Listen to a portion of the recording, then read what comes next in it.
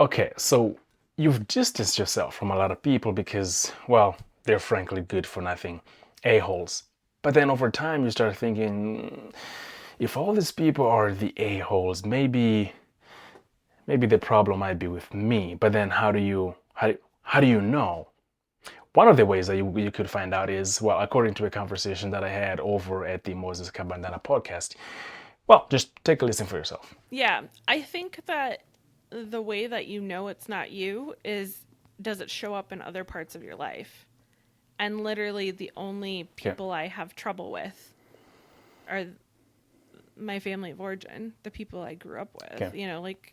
Um I don't have these issues with my friends because as I started to become emotionally healthy and Yeah. boundary Yeah. setting and all of that, I have better friendships. I have more Yeah. healthy friendships. I have, Right. I was married for a long time. I have, an adult son now. I don't have these challenges with any other relationships in my life Yep. except this group of people. Okay, that's a good way to look at it. And also, Hmm. it's like if you're manipulative and psychopathic, eventually you're gonna have to move because everyone around you is gonna know that you're the Right. manipulative type. So you will find that yeah, the manipulative types, the Yeah. psychopathic types, they'll ruin the relationships Hmm. around them.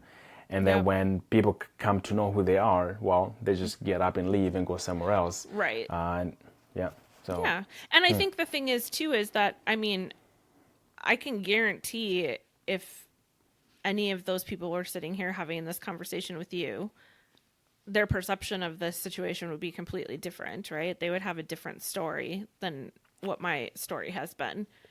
And I think right, you get to a point where you realize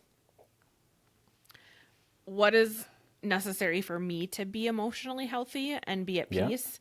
And yeah, honestly, like, does it matter at this point that they have a I know that they tell people different things. I know that I yeah, am the villain in this situation. But the reality is that the peace I have from not being involved in that constant cycle of being the crisis manager and like having to deal with all this up and down and the emotional manipulation and the backstabbing and all this stuff that goes on, all these games yeah, that happen. Like, my life is so peaceful. But the minute that I allow myself to think like, oh, maybe this can be different this time, and I kind of step back in and start to try to rebuild those relationships, my life gets very chaotic and very stressful again. And so, even if I was the villain in the story, even if it is me, I'm happier yeah. not being a part of that. So,